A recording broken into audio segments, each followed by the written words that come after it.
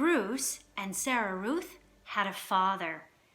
Early the next morning, when the light was gray and uncertain, Sarah Ruth was sitting up in bed, coughing, and the father came home.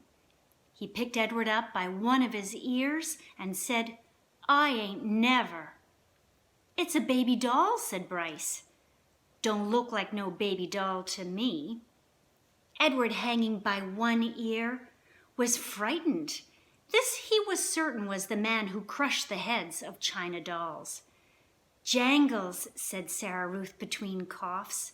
She held out her arms. "He's hers," said Bryce. "He belongs to her." The father dropped Edward on the bed, and Bryce picked up the rabbit and handed him to Sarah. "It don't matter anyway," said the father. "It don't make no difference. None of it." "It does so matter," said Bryce. "Don't you sass me," said the father. He raised his hand and he slapped Bryce across his mouth, and then he turned and he left the house.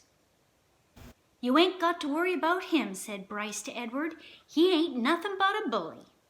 And besides, he don't ever hardly come home." Fortunately, the father did not come back that day.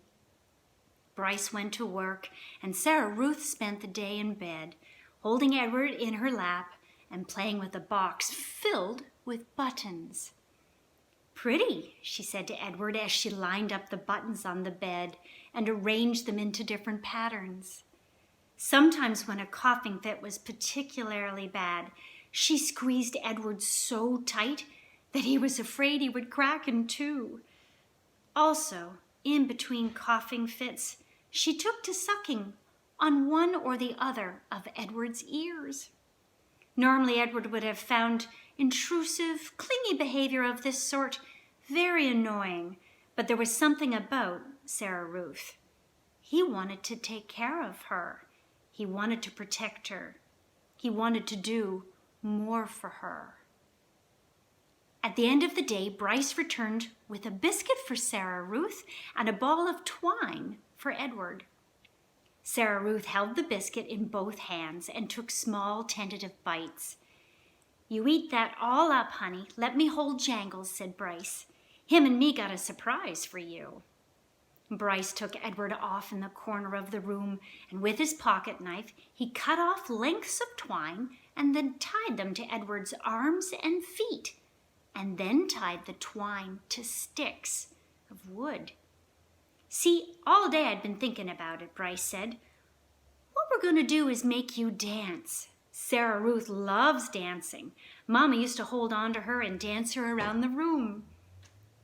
"You eating that biscuit?" Bryce called out to Sarah Ruth. "Uh-huh," said Sarah Ruth.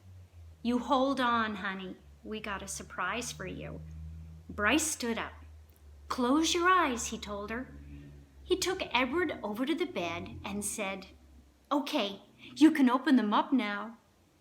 "Dance, Jangles," said Bryce, and then moving the strings with sticks and one hand, Bryce made Edward dance and drop and sway, and the whole while at the same time with his other hand he held onto a harmonica and played a bright and lively tune.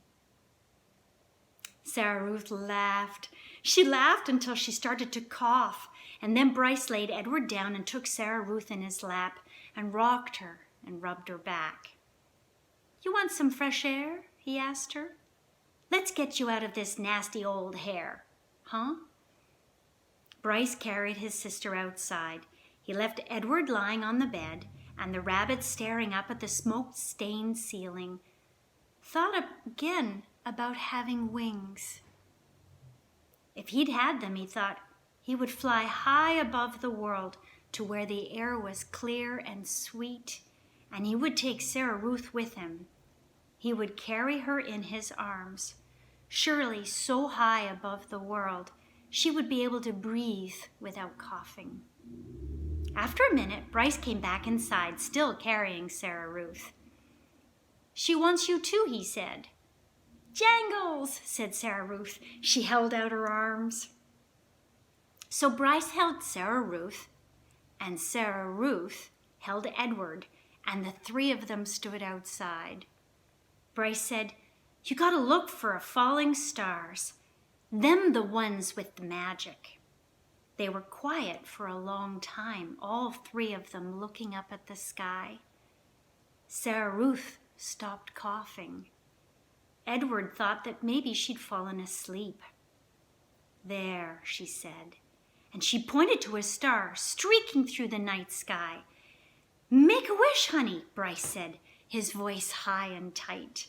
"That's your star. You make a wish for anything you want."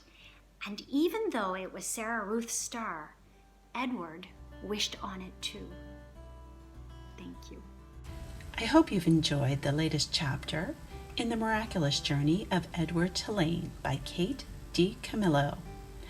Click on the links in the description of this video to subscribe to my YouTube channel, Y2K Teacher, HRCE, or to check out my website with more exciting resources.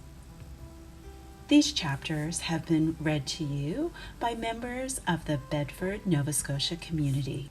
These community members have been brought together through the Talk Bedford Facebook group.